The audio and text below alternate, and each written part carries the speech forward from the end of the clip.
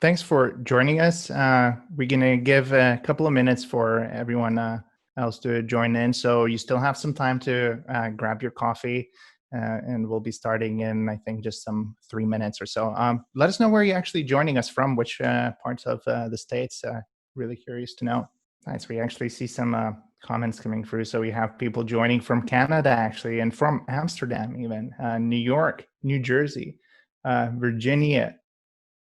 Nice. More people from Canada. Beautiful.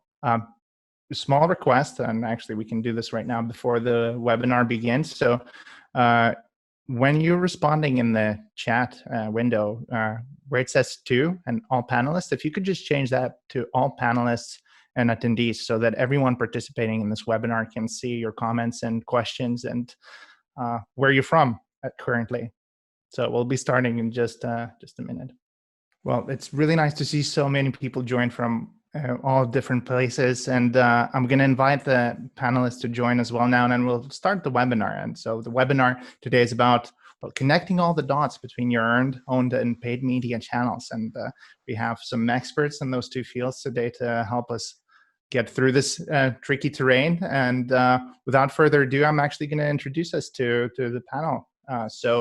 I've been speaking to you already. I'm Amantis. I head up the content marketing team here at Socialbakers, and we have Vincent on the panel as well. Thanks for joining me. Hey, thanks, Amantis. Monica, you are joining us as well from the Socialbakers side. Exactly. Hi, everybody. I'm Monica. I'm actually joining from Prague, but originally from Atlanta. I head up the product marketing team at Socialbakers and really excited to, as Mantis said, dive into this really interesting, relevant topic today. Yeah, and I'm sorry, Vinny, I didn't mention that you are joining us from Digimind. I should have said that right away. And Greg, we got you on the call as well. Yeah, hi everyone. Greg, nice to meet you. I run Socialbakers business here in North America. So overseeing all of our new clients, all of our new business, retaining clients. So I'm coming live from Fairfield, Connecticut today, just outside New York. I escaped the city for this quarantine period, but we're actually update on the Socialbakers side back in the office as of next week. So gradually returning to normal, as I'm sure all of you are on the webinar today. So maybe, Monica, could you just walk us briefly about what we're going to cover in this hour? Yeah, let's do it. So owned, earned, and paid media. Before we dive into each one of these topics, we want to understand that the stresses, the pains, and the real opportunity that comes with data analysis. For me, I believe that data is your oyster, and what you can get from that is some real cool stuff. And then we want to dive into each section really separately, because I think by looking at earned media, the challenges and practices, combined then with owned and paid, what is that trifecta? And when you bring them all together, what can you really accomplish? So I'm really looking forward to diving into each area and hearing from really experts on the call here about what's happening in terms of all this data that we have right now. Yeah, and of course, this is a chance for the audience to get your most kind of pressing questions answered. So drop them in the chat right away. But before maybe we dive into the webinar, it'd be really nice if we could just maybe introduce the audience a little bit more into the two different companies that are present here in this webinar. And maybe Vincent, starting with you, if that's all right. So could you paint a picture for the audience about Digimind? Yeah, so Digimind, we operate in kind of like your earned media, kind of your organic conversation monitoring. So we work in a lot of different industries across, CPG brands, government organizations, agencies, pharmaceutical clients. I mean, you name it, we work with them. Mm-hmm. Basically, what we do is we try to drive different insights for them from their direct target audiences.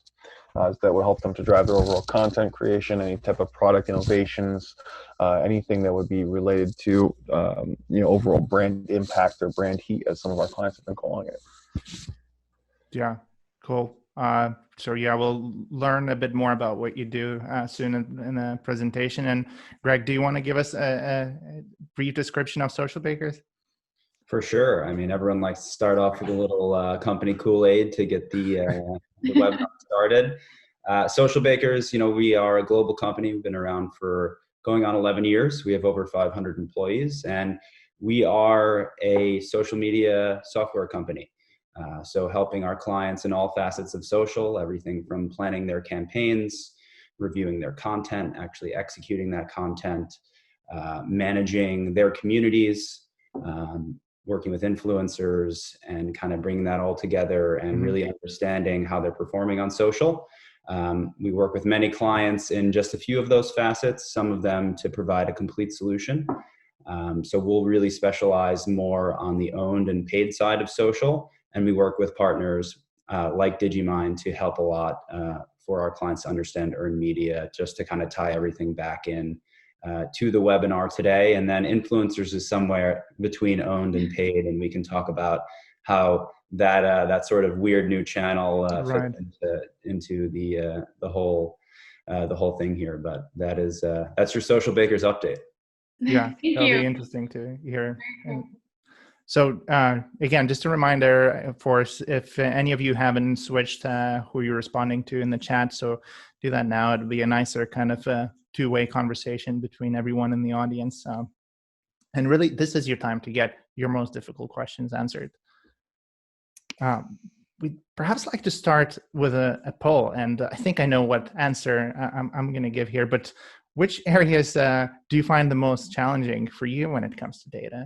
Is it really accessing data? Is it understanding data? Is it really everything about it? So let us know in the chat.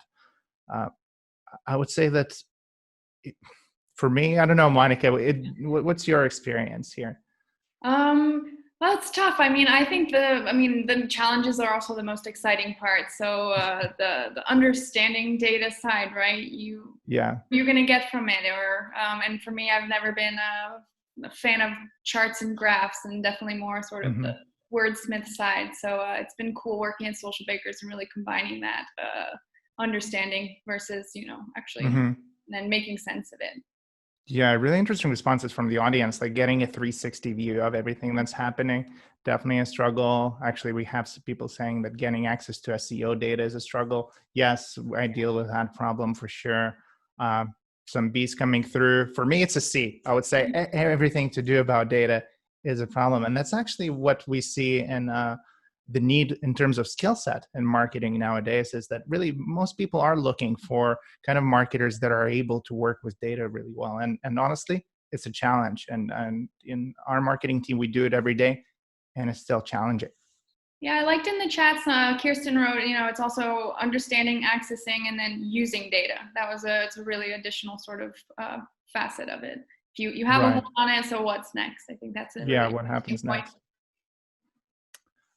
Right. So, well, yeah, like you said, there's a couple of ways to look at this. The data can be overwhelming, but it can also lead to immediate action, right? Yeah, it's so stressful when we think about we have access to so much data now, more than ever, and as you mentioned, it can be overwhelming if you don't really know what you're looking for, or even if you don't really know where to start even. But if you come at it with a little bit of optimism and a little bit of joy, I think you can do some really cool things. And I think all of us on the line working for, data forward companies, we understand what that opportunity is, and we get excited talking about it. Yeah. And personally, if I look back at kind of even our marketing over the past couple of years and further back, like I can see it definitely is becoming far more stressful, but you can dig out a lot more from your data. You can actually understand your customer far better if you really know what to look for. And I'm curious to hear from Greg and Vincent here, like what are you hearing from the client side? Is that sort of the experience as well? Yeah, I mean, from our client side, I think actually a lot of it relates to what Adam put in the chat here, is taking data out of silos, right? So most of the clients we're working with, especially your mid-market up to enterprise companies out there, those marketers typically have some tools to get data. It's not always telling them the whole story, right? Because as a marketer, we're looking at multiple different sources. What's working from our own media? What are our customers? What are our consumers saying? and how are people responding to our ads? And those are all three different types of data that hit different mediums. And today we're talking about social, but there's also display, there's email, there's all these other things. And how do I take all of that data, sort of understand it, and make it actionable, right? So I think I'd say that's the biggest problem that we run into. And then of course the need for always, especially when you're talking about consumer brands, marketers always want to know more about what the customer's saying. And, unfortunately, we're not in that utopian Big Brother society where we get everything that people are saying. So trying to solve for that, kind of a nice segue into Vinny's world and what his clients are probably asking for. I mean, honestly, I think that's kind of resonating on my side of things as well, where people are just trying to be able to have all of their sources together in one place to kind of give them that big picture view of things, especially now in the stay-at-home world that we're all in. The big thing has been being able to overlap their digital channels with their traditional media channels, so they can prioritize where they should be putting their ad spend, what type of content they should be creating, because each channel has its own unique voice. So for them to be able to understand how to communicate in those channels has been really big. So having all of that earned media conversation in one place has been extremely important. Being able to sift through it in a more effective manner has definitely been probably the driving conversation that I've had, at least for the past 6 weeks. Right. And well, you I think already hinted on it many times, but like, why are we doing all of this? And it's really we're not just collecting and looking at more data for the sake of it. It's just we're really trying to create the best marketing experiences, and it's not always easy. So how should you be looking at data? From my side, I think the way I like to illustrate it and the way I like to live my life is through gifts from the 90s. But two really interesting ways that we've been looking at our data, and I think a lot of clients and just people in the market who are wanting to really see what data can do for them. There's that side, what everybody's saying, that far and wide research where there's something out there, but you don't want to over focus because then you'll miss something, right? So what are some far and wide research kind of topics that you were talking about, Mantis? I remember yesterday. Yeah. So one thing that we do in our marketing department is, for instance, looking what the thought leaders in our industry, the marketing technology, marketing strategy space are saying. And we're trying to always figure out, like, is there a conversation that we're not participating in that we should really be participating in right now? So I guess that would be that sort of an example.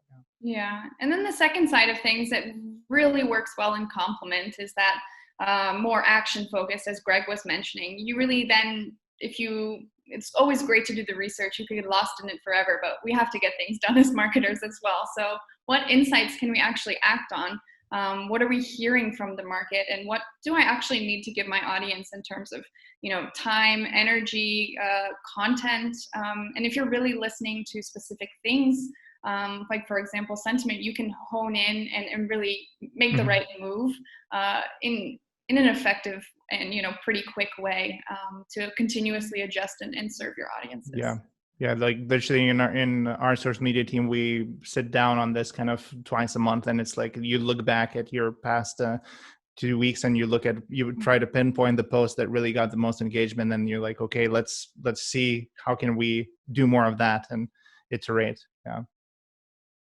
Couple fantastic songs right there. You gotta really connect with data. It's just as universal as these beautiful musical groups are. So we wanted to tackle a little bit more as we get into the nitty-gritty part of the webinar and talk through the details. And again, if you want to ask any questions on chat, feel free to do so. But we wanted to contextualize this listening conversation in conversations that we already know or things we're pretty much familiar with in a lot of ways. So if we look at how listening crosses over with analytics, as we were talking about, Mantis, in terms of what are my best posts, you can really hone in and get some incredible content intelligence because you're able to see a far and wide scope and then compare it and understand it in your own sort of world and context. And then, of course, when you look at listening in terms of care, this has been huge, especially during the current times, is so where can I engage? Where are some little fires I need to be putting out? But listening provides a huge part of the wider story here. Yeah. So we're going to dive into each section. And again, I'm just reminding to the audience, so this is your time to really sneak in those most complicated questions. So Vincent, we're going to pass the conversation to you here to walk us through this area, which I think I would like to know personally a lot more about. Yeah, absolutely. So basically what we're trying to illustrate here is, the top organizations in 2020 have been the most successful when they're able to drive their customer experience from consumer insights that they're gathering, from that organic conversation that we're getting. That's kind of the big picture view here is the best thing to do to be successful in 2020 is use your consumer insights to drive your overall customer experience here. So if we go into kind of our next slide here, you'll see where consumer insights is just going to be like a detailed understanding of the behaviors that are going to drive our ultimate customer experience here. There's going to be a couple different things I'm going to talk about through the next couple slides here relating to that. So from a consumer insights point of view, we'll be understanding the behaviors and different actions that they're taking. And then we're going to get into an area that we actually can kind of define better the customer experience, where we'll talk more about the ultimate kind of customer journey from start to finish of, okay, well, what is the process that they take to go from thinking about purchasing an item to actually purchasing an item. Yeah. Anything here, Vinny? Oh, Mantis, are we going to No, Monica, you were first. What's cool is we have a question in the Q&A about what is social care, and I think this goes really well into the customer experience side. So customer care or social care is, responding and engaging with your customers or fans and followers through social media. So anytime they have a question or a concern, or even just saying, hey, it's a really good opportunity to respond and have some great one-on-one conversations with your audiences. So that's customer care on our side. And then I think when you bring up customer experience, a great customer experience includes great customer care for sure. Right. And so basically here, kind of, I think it was Adam that mentioned it in the chat before, being able to kind of understand all the data sources in one place, right? This is something that's been definitely very pivotal for a lot of our clients, because they just don't have the time to be going in and out of different places, trying to decipher different things. So the beautiful thing with any of our clients working with us is you're going to have all that data being able to pull into one place. Right, so you kind of have that complete holistic view from, whether it's coming in from like a Zendesk survey type data source, or coming in from your social data, from news, blogs, forums, all different types of review sites.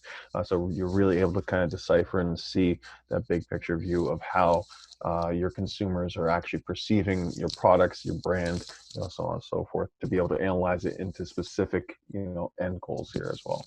Yeah, the weird thing is that most marketing departments are probably collecting that data in their own kind of silo right now, and maybe that data isn't even useful for that specific marketing department, but it's just being kind of put in a box and collecting dust. Should I go to the next slide? Yes, please. Right.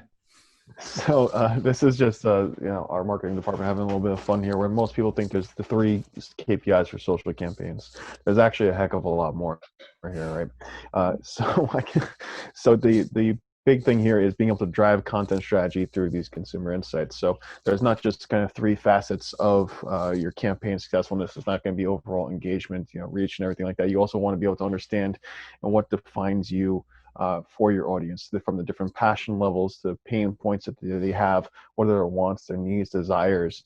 So there's just a couple different type of examples there on the right-hand side that we have. I know it's probably not easily seen here, but this is going everything from kind of customer experience analysis to also kind of understanding where people are in their actual customer journey stages. Are they in stage 1, stage 2, stage 3? Are they engaging with us? What type of demographics are we talking about?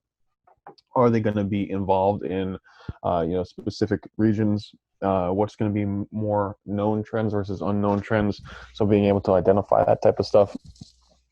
And what's going to be really kind of interesting later, and we'll talk about, is our emotional proximity.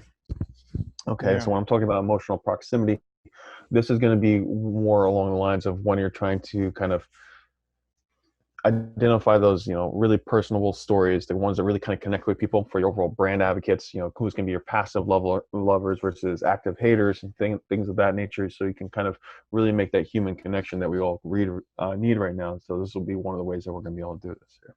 Active haters. I like that. Very strong term. That's awesome that technology can actually pick that up nowadays. Yeah. Who's an active hater? Right. So this is exactly what we're talking about here, right? Where people are checking everything. So you must have a lot of free time.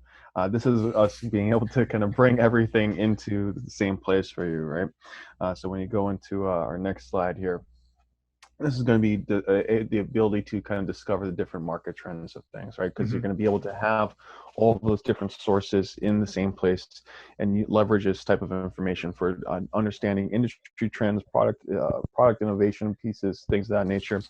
So one of the things that we kind of can call out here, especially when we're looking at being able to keep up with the Joneses next door, is identifying where it's causing kind of the peaks in conversation, what's causing the lulls in conversation, and what are the driving factors behind this stuff. Being able to unlock and discover different insights that could potentially predict the future, through different trigger points. Some of the things that we're seeing here in our trend analysis on the right hand side, we'll be able to kind of actually drill into and understand, okay, well, what caused Disney Plus to have such a peak in their conversation here? And actually, when if you dove into that, you'd understand that Disney Plus is actually using a lot more consumer-driven insights to determine what they're going to be releasing into their platform, right? So they're using that to kind of prioritize the new movies and stuff that they're releasing within the platform. So part of that kind of discovering the market trends of what's going to be beneficial, what's going to be working, and how to differentiate themselves. Yeah, Disney Plus, especially just last week, it was all over my feed when Hamilton had its debut as well. So seeing that sort of social response there was pretty interesting. Did any of you guys also catch the Disney Plus Hamilton? We can't in Europe just yet, but that was huge on social media. Kirsten as well. Yeah. So actually, my wife was super excited about that one. She tried to drag me in and watch it a couple different times throughout the course of the week once it launched there. But she's just a perfect example. She actually had been advocating to have that released. So just being able to identify that and push that across the table, which was pretty tremendous. Yeah, exactly. And I mean, you don't even have to watch it if you're just watching social media and keeping up on the trends. You can hear a lot from that secondhand feedback for sure. And all the people in the chat as well seem to also be on the same page here. Very cool.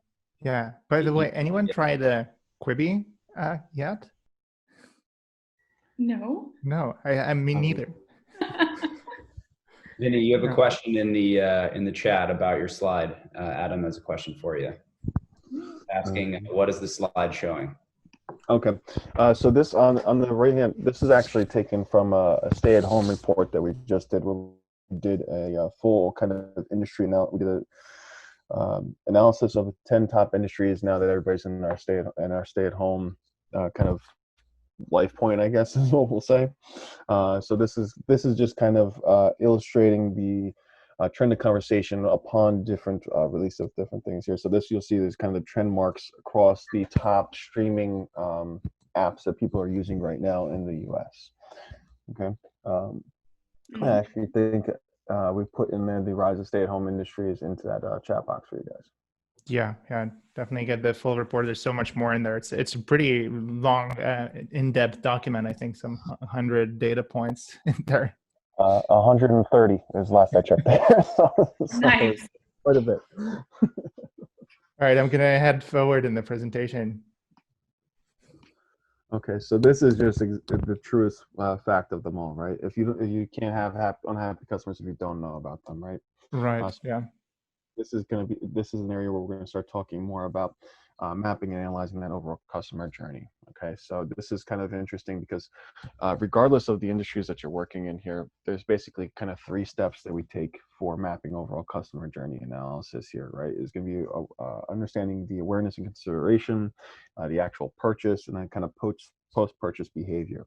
And this is typically the way that most organizations will kind of segment that customer journey analysis. They can get a heck of a lot more intricate depending on the type of industry that you're working in.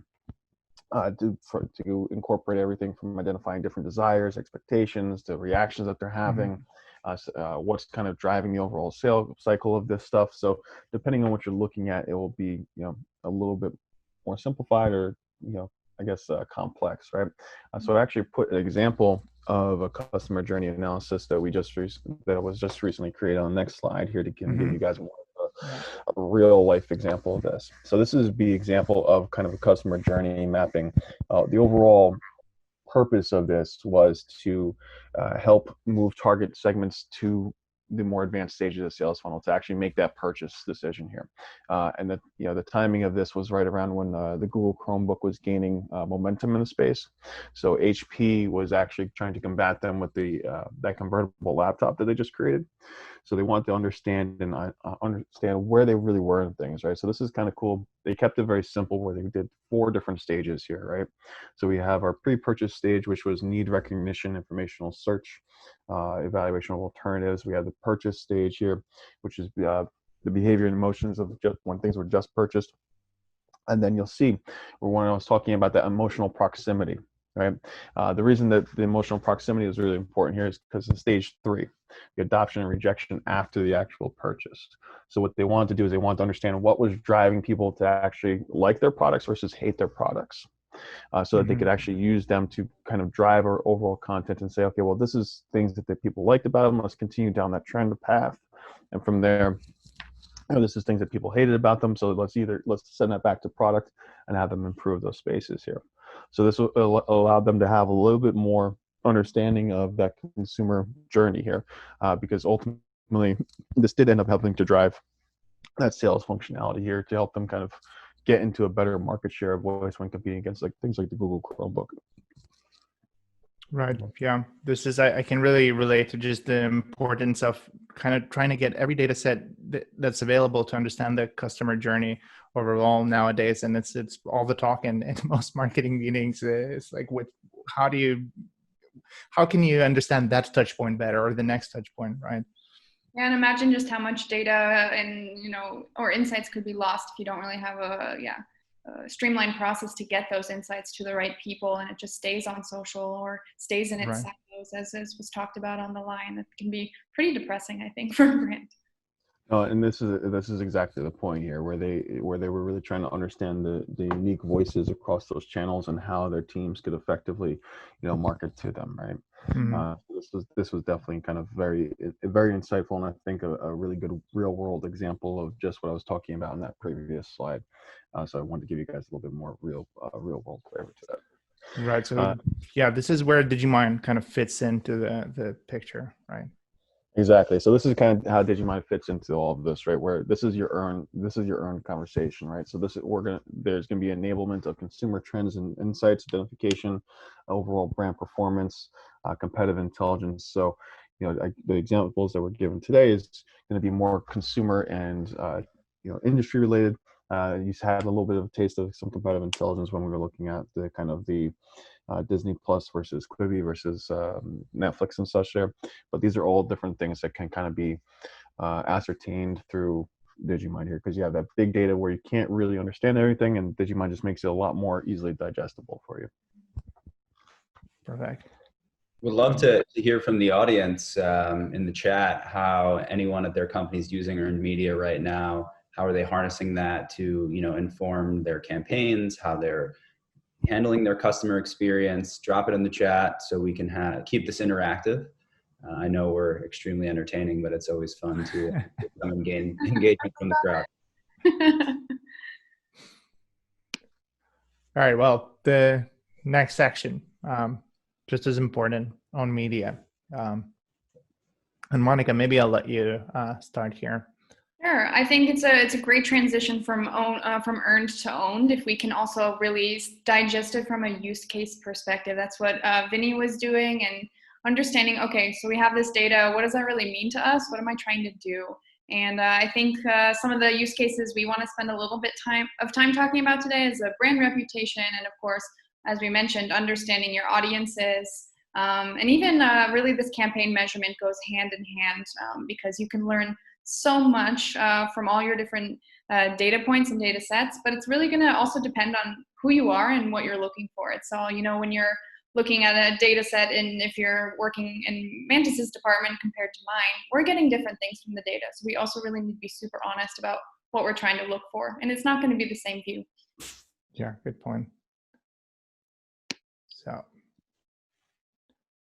So yeah, as we mentioned, there's this opportunity to see your data in new ways. As we mentioned, from a social care perspective, engaging with the community.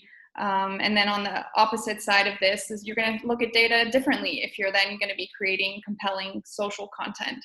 And on the line as well, Adam mentions that you can use data to see what problems your consumers and customers want solved, and then bake that into a campaign. Chef's kiss, absolutely. That's definitely what we want to be talking about and understanding. We want to have an amazing customer experience with our brand through social media. I know Greg wants to talk a little bit about this engaging with the community side. This is so important during these more uncertain times and how things are changing so quickly. Brands need to keep up. Yeah, I mean, so again, to piggyback off Monica and Adam here, engaging with your community is probably now more important than ever. First of all, as marketers, you've lost a lot of your different in-person touch points, whether that be, a retail experience, if that's what sort of business you have, whether that be out of home, whether it be a lot of these traditional channels. And now most of your customer feedback is coming, direct customer feedback is coming through social. So engaging with your community, seeing how people are not only engaging with the content you're putting out, but also how they're talking on the earned media side about different products, different competitors, different industry topics, and using all of that information to really inform what is our next campaign? What does that look like? And it can even be something as simple as format. Are people responding better to video versus a carousel versus other things if we're talking specifically about social, and really using your consumer as a guide to create the best content. Because when we're talking about social, if you're putting content out there that's not resonating with your consumer, all the different algorithms are really punishing you. So I think the traditional way of marketing where creative inside of a company really leads the direction of where campaigns go. I think, maybe for luxury and for fashion, that's still a driving force, but I think we're moving to a place where marketers are going to be using data more and more than ever, kind of to Mantis's point in the beginning, harnessing all of that and making sense out of it in order to create campaigns and more engaging content moving forward. Yeah, we have some really cool examples coming up from both sides here. And I think Adam and Kirsten both make great points about analysis paralysis or being overwhelmed. So we want to talk about some brands who are really, or some use cases as well of some great ways that we've seen from our clients and customers as well, how they're dealing with that. I think it was Adam who mentioned consumer sentiment. So this is one example where sentiment was at the forefront that we're going to head into. But just a kind of transition slide. I think the past couple of months, many marketers really felt like this for every day of the week. And I think this is example actually, Greg, from our client in the US, an agency client that was managing an airline's account. And it's quite an interesting story. Yeah, we won't say what major airline it is that you've all probably flown on if you live in the US or Canada, but can't say anything here. But yeah, it's really a look at how sentiment shifted as we went from post-holiday into the rise of COVID. And especially here in the US, that was late February, we started hearing a lot about it. And then it was really early March where it became, a true global pandemic. The ironic part was we all were actually in Prague just a few weeks prior, and our team from Asia was talking about this thing that was a huge problem, and we all didn't realize what was coming for us, kind of looking back in hindsight, thinking of the last time I saw Mantis and Monica. But we can move on to the next slide with that. So what our client was able to do here, really leveraging and looking at the sentiment of the engagement from the audience of this particular airline, was that they were able to not only look at what people were saying, they were able to analyze it, and they were able to see what was working and what wasn't, and what was leading to this shift in sentiment. Next slide. Yeah, that's just to kind of add to this story here, I think in the end of March, they were actually able to come out with net positive sentiment as opposed to a lot of their competitors in March. Yeah, and imagine like if you're just flying blindly, or if you are just, panicked and can't really have a handle on your data, you might not be able to make such a calculated move to be able to come out on top there. Right. Mm. Sure.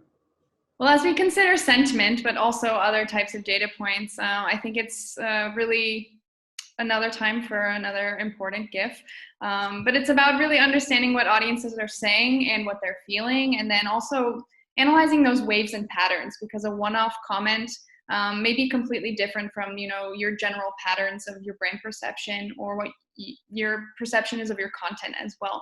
So we wanted to go into a few examples of brands who are really listening to their data to be able to make amazing content, amazing decisions, even now getting great engagement.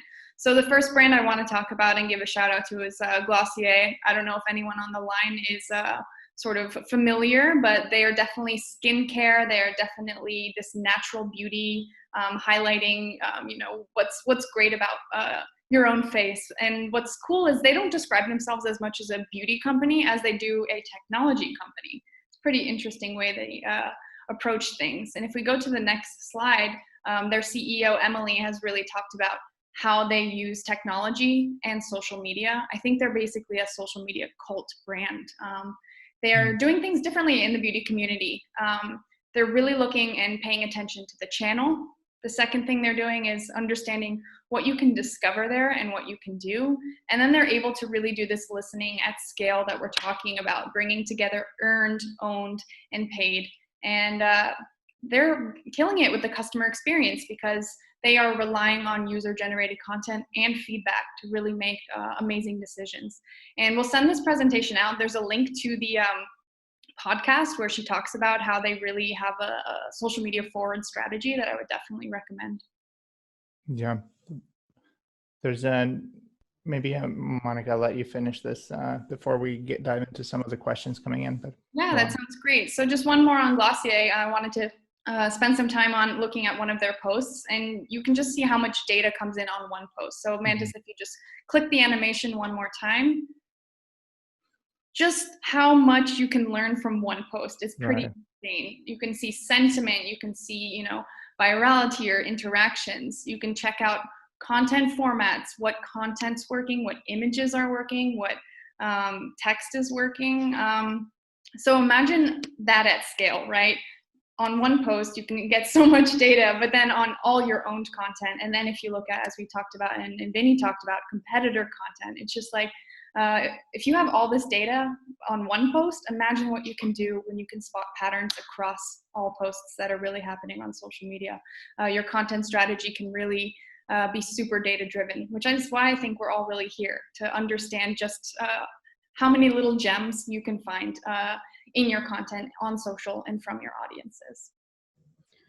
So I'll hop in and answer the questions in the Q&A here. So Adam asked a question, and can everyone see this? What's your litmus test for determining when content is not resonating with the target audience? Mm-hmm. I'll talk about when it is or is not, and that's, you're gonna really, first of all, you set a goal for yourself before doing anything, and that's by understanding what your typical performance is, right, on that channel. So whether it be paid or owned, I'm just gonna talk about social here, but it really remains the same for, a lot of the other mediums of marketing, especially digital. You'll have some sort of feedback, and you'll be able to see what is a normal post for us around this particular topic. And that's just really understanding what your baseline is before going into evaluating whether something worked or not. And it's kind of like you have to look in the mirror before you go outside to decide whether or not you like your outfit. And then you'll find out if other people like it. Based on that, you can then decide whether, what you think is good is not, or I don't, not a great analogy, but it works. I think it works. Okay. It touched my emotions for sure. Nice. So we'll go with that. So how do you know? And I think you really just have to look at data, and it depends, Adam. I don't know what kind of business you work for, but are you looking for engagements? Like, is this just, is this an affinity marketing? Are you doing demand gen? Like, are we looking at link clicks and driving people to your website? As you have to gauge what the success is for your business to really say what is or isn't effective.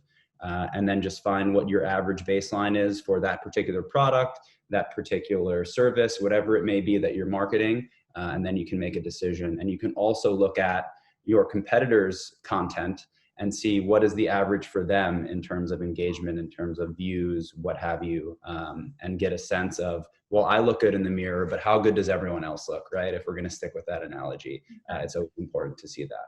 Cool. Yeah, I think. Cool question. Oh, go for it, Mantis. Yeah, I just wanted to dive into the question. So, Monica, I'll let you do it. Oh, no. Oh, thank you. We have one from Ariana Silva. Thanks so much. So depending on the size of the company, they won't have enough time to build out a community on the owned side. So paid is obviously the easier route to go. So you can pay to reach consumers. So her biggest question is how to measure each media segment, owned, earned, and its impact on the business.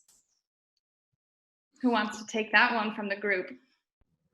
Yeah, I'm happy to take it. I think paid and owned are really the same. Like the same data is available. Actually, with paid, especially if you're doing it through, say, Facebook, you actually have access to a lot more data in terms of who's actually looking at it, what demographic and what audience acted on it.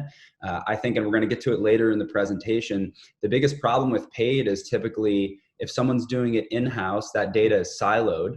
But a lot of times you're relying on an external partner, an agency or something like that. And all of this rich data in terms of the analytics or the information behind your paid audience and who the people are that actually are engaging with it or acting upon it is lost. So I think that's a problem, whether you're at a Fortune 100 or a small startup. I've seen that kind of across the board where that feedback loop isn't getting back to the marketer. Similar problem with influencer, if we're talking about that, just to maybe answer someone else's question there. But that's how I would measure it. And, to Ariana's specific question, it's what is your business objective to really measure the impact on your business, right? Are you a DTC brand? Then maybe you'll measure impact by how many people went and bought, whatever it is that you're selling. If you are a consumer brand, it's not always direct attribution you're looking for. A lot of times you're just looking for awareness. So it's really just going to depend on what your goals are with that particular piece of content. Because again, even if you are DTC, some of your posts are just there to generate awareness. So it really comes down to like, what is the purpose of that particular piece of content? Right. There's a great follow-up question from Stephanie, and Mantis, this might be interesting for you as well as what about brands whose target audience isn't really socially native? We know Glossier's for sure is their target audience is definitely socially native. So what advice and would you give about content strategy for these types of brands? Yeah, and so if your audience isn't socially native, well, then you know that you have to market somewhere else.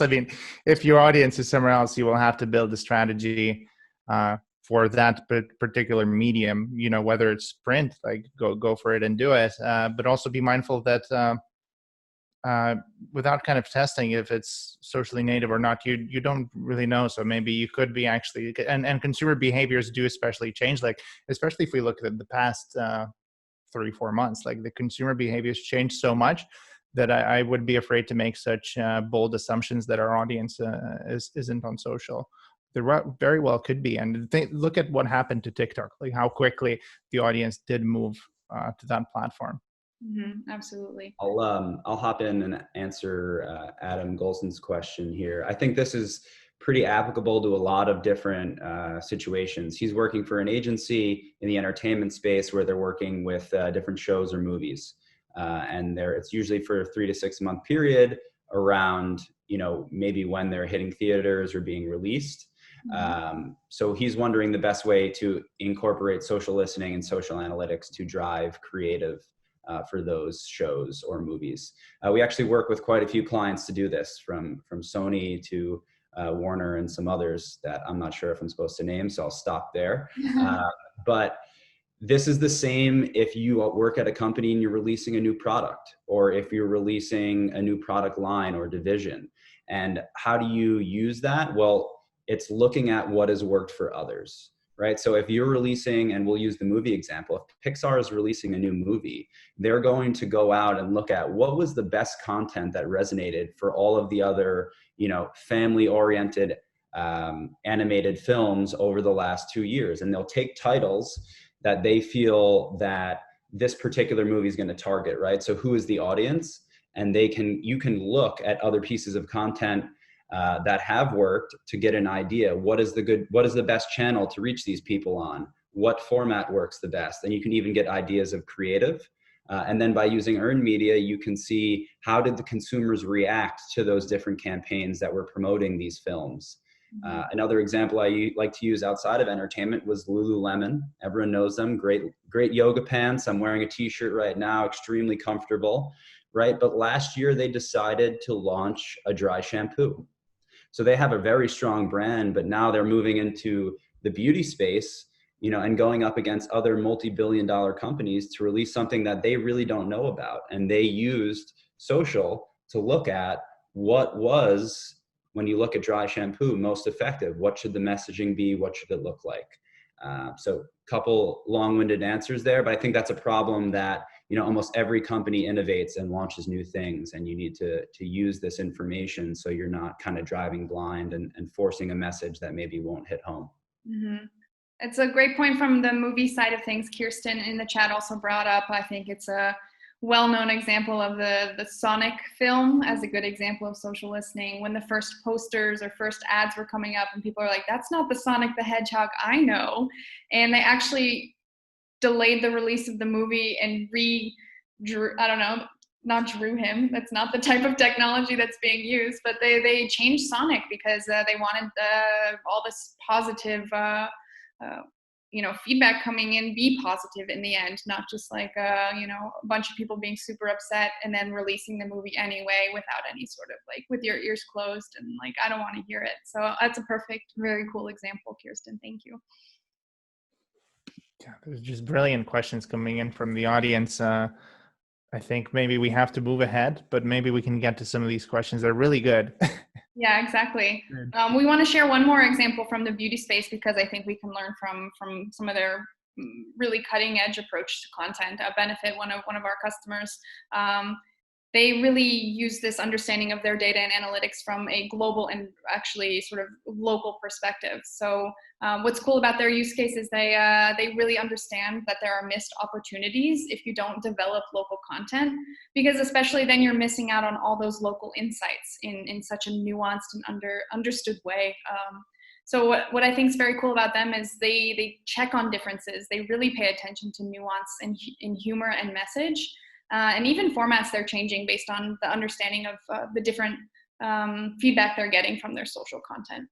And this quote from Emily here, who's the director of digital marketing, mentions that they like on the global team to really take a macro step back. And as we talked about, understanding that holistic approach to your whole strategy, your regional content, your global content, and even your influencer content. So if we go to the next slide, we can really see that Benefit does use content buckets for really understanding and connecting with audiences in really super tailored and relevant ways. Who doesn't love Benefit Cosmetics, right? Yeah. We recently did a webinar with Benefit that maybe we can find the link for that and share it as well. That was really interesting. Yeah, I think Lindsay just dropped it in the chat so you guys can check out the success story and then go from a link there. And there's the whole webinar. It's super cool on the state of beauty. Really cool data points and insights were shared there. Yeah, so there were a lot of questions about paid media, so I'm eager to jump into this area. And when speaking about paid, I think we just we'll highlight one big problem with paid right now. There's a lot to discuss here, but just for the sake of time, and we want to get to the Q&A. But of course, one thing that's undeniable is just how crucial paid on social has become over the course of time, and especially like if you think like the current time during the pandemic. Digital ad spend is really all there really is. So it's pretty crucial, but how does it tie into everything? Mm-hmm. The problem kind of is that it doesn't particularly tie in currently. Like that's how the marketing departments are set up. If you think maybe earned and known media kind of working together a little bit better, paid often is set aside and it's a different team, and the reporting line is directly to maybe VP of marketing And actually, Greg, you've been mentioning influencers again and again in this context, and that's a really interesting new paid channel that has been added to the set of things to worry about for marketers. Anything else to add here? Yeah, I mean, I view influencer as a new paid channel. Just like you would buy an ad on Instagram, now you're buying essentially an ad on someone's page to their very targeted audience. And it creates a whole new problem of that data feedback, which we talked about before, of, was that successful? Who saw it, right? And that a lot of that comes in upfront of picking the right influencer so that you can hit that right audience, but making sure you also are able to get information back on whether or not it was successful, because it's not cheap. Absolutely. It's definitely this high risk, high reward if you're not paying attention to the data. If you are paying attention to the data and you can really make thoughtful decisions about your ads, band ad targeting, and then the influencers that you partner with, it's going to make a big difference. There was a question in the chat that I think relates to this, is upsetting interested customers. If you are really tuned into who they are and what they want and what their interests are, you can make a big difference in using influencer marketing. So yeah, I think it's continuously monitoring not just your followers, but what they're engaging on, what they're saying, how they're feeling about your content. Then I don't think you'll be upsetting them too much. You can really spot the waves and change from a sentiment perspective and from an engagement perspective as well. Yeah. I really actually love that question. It was the question was the brands often worry about gaining the wrong kind of followers. So you have to kind of keep monitoring them really closely, and yet true. And that's actually when paid really comes in. And Greg, what you mentioned is when you do paid campaigns, you can target so carefully what you bring into your audience and how you build your audience. And in the beginning, that's almost like, I wish, if you look at early days of Facebook and how marketers started building their audiences there, it was a mess. You were paying for clicks from anywhere in the world. You didn't care who those people were. And so now a lot of companies have run into a problem where they have too mixed of an audiences there, and they can't really do maybe as much as if you were building a new page on Facebook right now. I would love to build a new page right now and without making those same mistakes, actually. So I thought it was a great question. Yeah, what I also think is interesting here is about moving forward in the paid. Oh, can I jump in quickly? Of course, Monica. Oh, thank you. Yeah, what I think is interesting about this idea of wrong followers, as well as if you're really tuned into your active audiences, the people who stay with you, are continuously commenting, continuously engaging with your posts, even leaving you a lot of brand love. If you're finding these brand advocates and understanding the people who really, really count, then I think the wrong followers idea you won't be creating content for these wrong followers. You'll really be tuned in, and your content strategy will still follow the interests of the people you really care about and who really care about you. And while this slide says the paid problem, it's also the data problem. I think it makes it look at that really well from the beginning of, look, these are all of your inputs, and as the marketers and the creative teams, how do we get all of this information back to reinform our next campaign and our next piece of content, right? So I think that's a big part of what Socialbakers and Digimind does, is bringing all of this data back to you as the marketer, just to kind of tie things together and bring us, close the loop onto the next slide.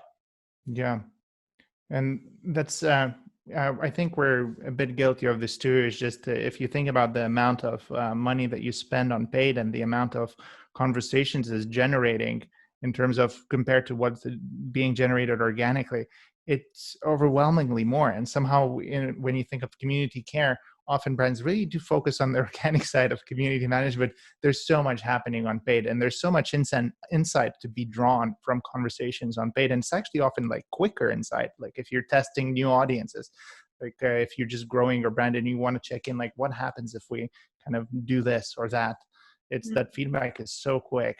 So just wanted to drop that point there. And to kind of close off this section. So another important point. So how do you know which direction to point your advertising if you're actually not monitoring that feedback, right? We mentioned this a number of times in this conversation, but just reiterating again. Anything else to add? Yeah, I think what the point here is this give and take of your data. You can, or the conversations that you're following. Which conversations should you jump into because you've learned from your paid data, and where should then you create more paid, opportunities because you have been following the right conversations. So as Greg mentioned, it's that perfect loop of give and take, of feedback and action. That's really going to make the difference when you're navigating your data as a stressor or an opportunity, at least from my perspective. Yeah. So shall we open the floor to the Q&A? So feel free to shoot us the difficult questions. We have a good comment from Adam coming in. So Netflix has an interesting philosophy regarding paid, well, really earned, owned only. Yeah, and what's great about Netflix too, similar to the Benefit Cosmetics, is they do a lot of care with their regional pages and their regional work, and do a great job tapping into what's happening there and what shows are really resonating in the different regions. So like Netflix Czech Facebook page is quite a bit different than, of course, in the US or other regions, and understanding the humor and the nuances, I think Netflix does a really great job of. Yeah, and every time, and our Q2 2020 report is coming out in just a couple of weeks, so stay tuned for that. But if again it's Netflix, like the top posts on Instagram, same as every quarter, I don't know, I give up. Yeah, what's also cool about Netflix is they have their like comedy Instagram as well, and so it's just comedy content. So you can even really slice and dice the shows you're watching with the pages and accounts you're following. As someone who doesn't watch like horror films, for example, I can just get my Netflix comedy memes straight through Instagram. Not bad, right? Yeah. Just to add, feel free to connect with any of us on LinkedIn. And of course, if you at any point you remember this webinar and you have like a question pop in your head, just shoot us a message. Question from the audience also is there going to be access to the slides? Of course there will, and to the recording as well. So you'll be able to rewatch it if you missed it. Yeah, or just relive it all if you already watched it, right? Share it with your teams and have a little moment. Yeah. Cool. Anything in the Q&A currently? No, not from my side here. So This is like the end of the Zoom meeting where everyone tries to say goodbye, but, but it just doesn't happen. Exactly. So, thank you so much, everybody. We really appreciate the time today. yeah, it was great. And of course, thank you to the panel as well, Vincent and Greg and Monica. It was a really fun conversation to be had, and I'm glad that also the audience was super engaging. So thank you, guys, everyone, for joining. thanks everyone. See you. Yes, everyone. Bye.